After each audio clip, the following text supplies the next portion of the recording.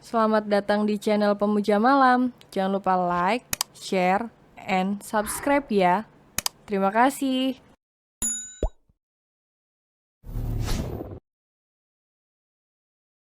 Chapter 65. Nikmati liburan sekalian bulan madu, tamat.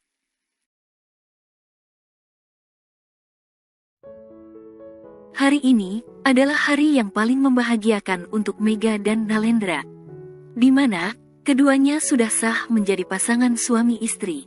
Tampak keduanya jalan beriringan menuju altar dengan Arega yang berjalan di depan keduanya seraya melempar kelopak mawar.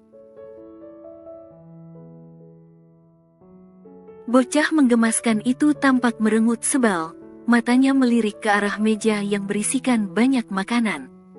Lihat, Arega sudah melirik ke arah stand makanan. Bisik Arfian pada sang istri yang turut bertepuk tangan. Aluna tertawa kecil, keponakannya itu sangat menggemaskan. Dia lalu membalas lambaian tangan Mega ketika wanita itu melewatinya.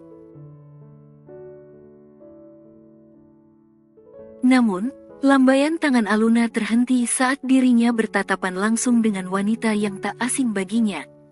"Apa Nalendra mengundang keluarga Hendrawan?" tanya Aluna sambil menatap suaminya itu. "Aku tidak tahu, mungkin saja perusahaannya ada kerjasama dengan perusahaan keluarga Hendrawan," balas Arfian. Pria itu lebih fokus pada putrinya yang berada di gendongannya.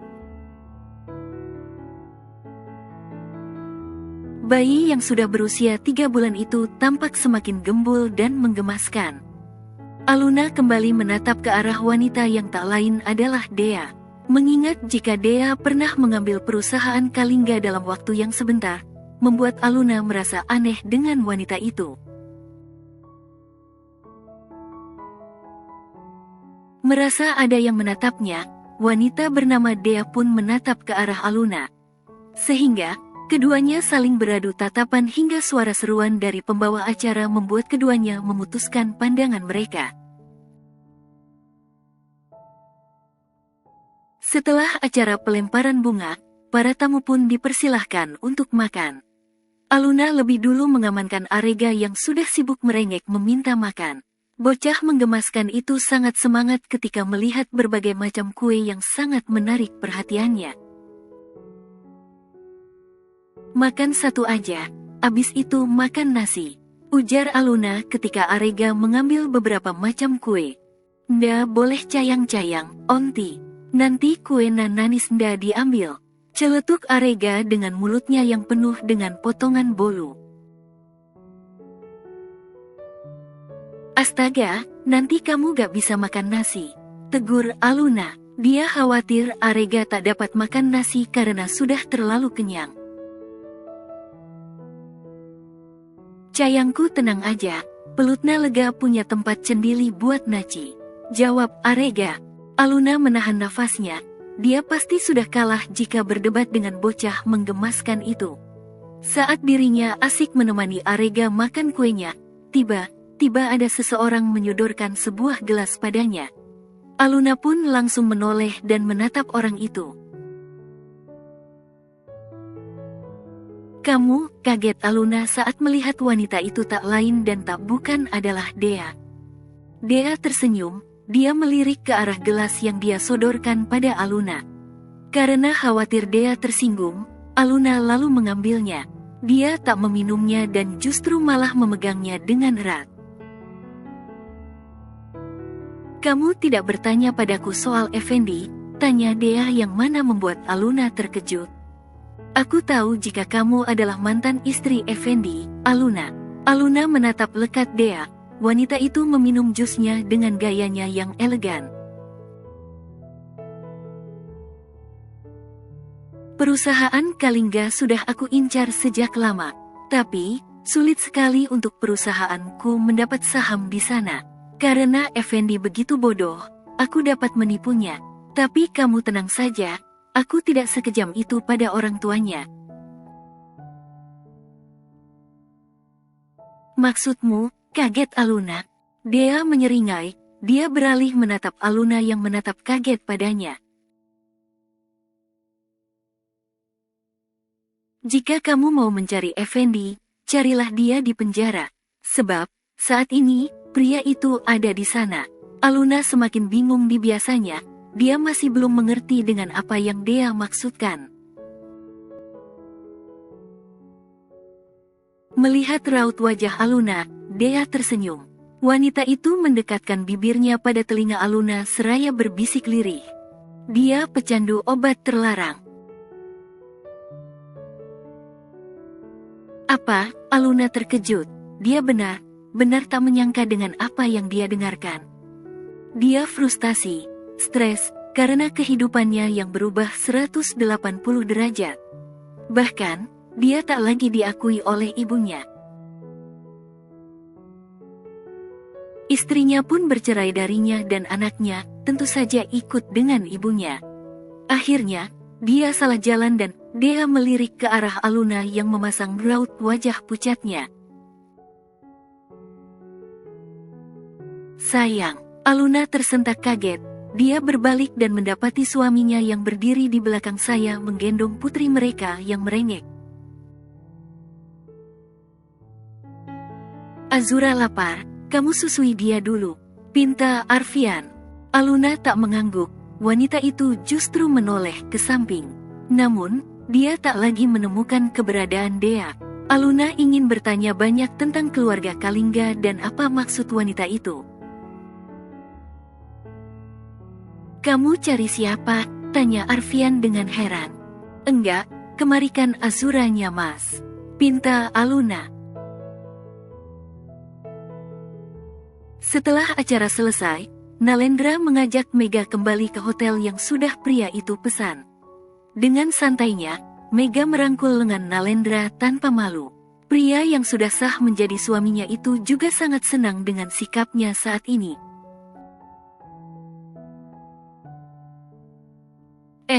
Apa Arega tidak rewel kamu tinggal? Tanya Mega yang baru mengingat Arega. Dia biasa tidur sendiri, atau Aluna yang menemaninya tidur. Mana mungkin dia mencariku? Maka itu, kalau bertemu ayahnya sendiri, sudah seperti melihat musuh perebut jajanannya. Dia pasti tidak mencariku, tenang saja, jawab Nalendra dan melayangkan sebuah kecupan di punggung tangan Mega yang digenggam. Ih, manis banget sih, malu Mega. Nalendra tersenyum, dia menghentikan langkahnya di depan sebuah pintu kamar.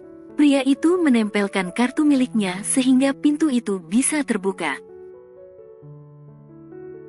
Ayo masuk, ajak Nalendra seraya mengulurkan tangannya. Mega mengangguk, dia memasuki kamar hotel yang Nalendra siapkan untuknya. Wanita itu merasa kagum saat melihat dekor kamar hotel mereka. Matanya berbinar terang, dia melihat namanya yang disandingkan dengan nama sang suami. Kamu yang pesan ini semua? Tanya Mega seraya mengambil buket mawar merah yang terletak di atas ranjang. Nalendra menggeleng, dia hanya memesan kamar biasa. Kenapa jadi kamar khusus orang berbulan madu? Pria itu menatap lilin aromaterapi yang membentuk love. Sejenak, dia menggaruk kepalanya yang tak gatal. Pria itu bukan merasa senang atau bahagia. Perasaannya justru tak enak. Ih, romantis banget suamiku ini.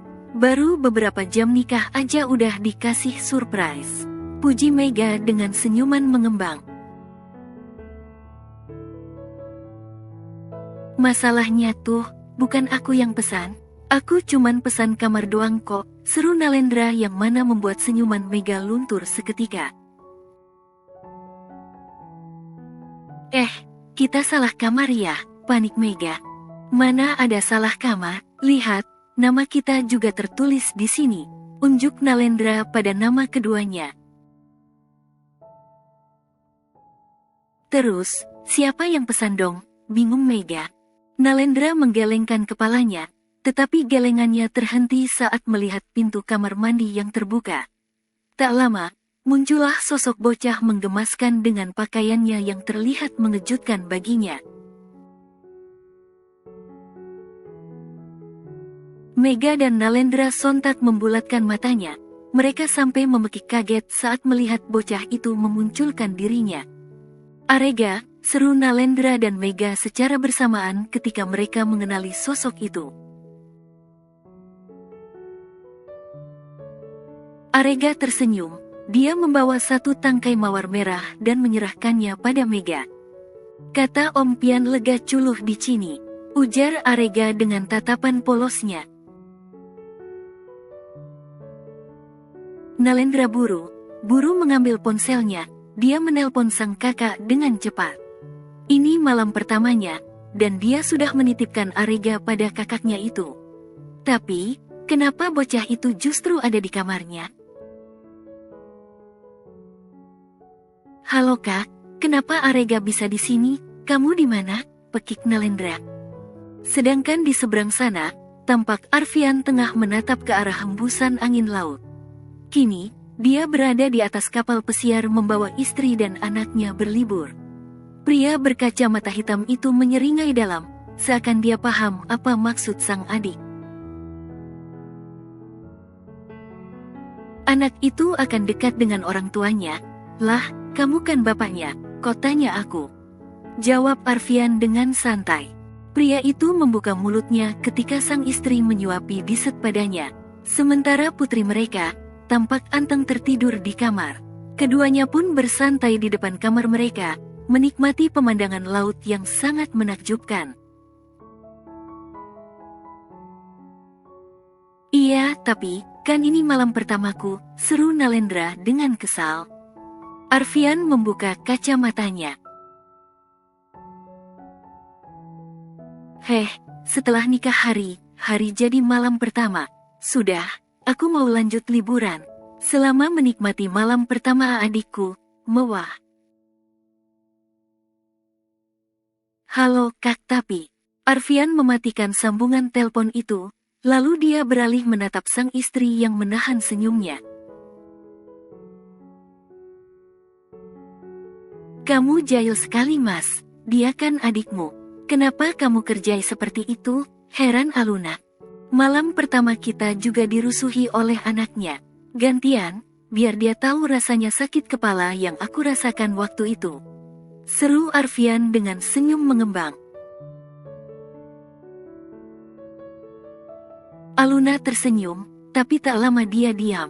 Matanya menatap lurus ke depan yang mana menampilkan lautan yang luas. Raut wajahnya terlihat seakan sedang memikirkan sesuatu.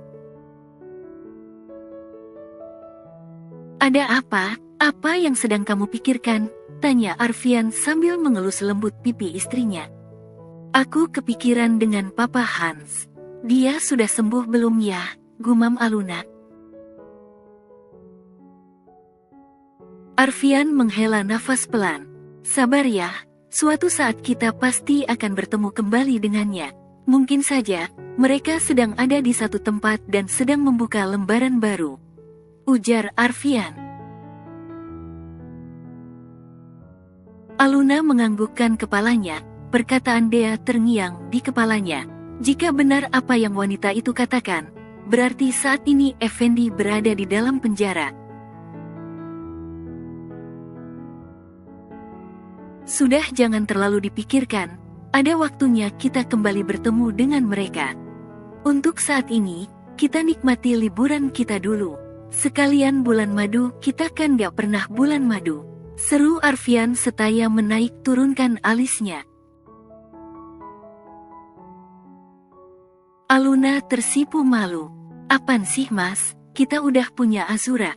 Masa masih disebut bulan madu?" gumam Aluna. Mau anak kita 10 juga namanya tetap bulan madu. Gimana sih, kan sama si manis terus?" puji Arfian. Arfian pun memeluk sang istri, keduanya menikmati liburan mereka sore ini. Beruntungnya, Azura tertidur, jadi keduanya bisa bersantai dan bermesraan tanpa gangguan sang putri. "Mas," bisik Aluna. sahut Arfian. Aku belum datang bulan, bisik Aluna yang mana membuat Arfian membulatkan matanya. Jangan bercanda sayang, kamu sesar loh kemarin, jahitanmu itu belum sembuh betul. Arfian panik, raut wajah pria itu terlihat sangat pucat. Melihat raut wajah suaminya, Aluna tertawa. Dia puas mengerjai pria itu, berhasil juga caranya mengelabui sang suami.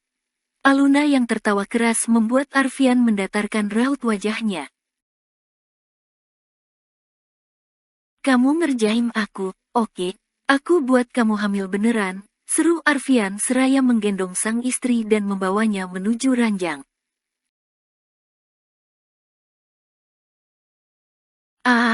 Aku gak mau.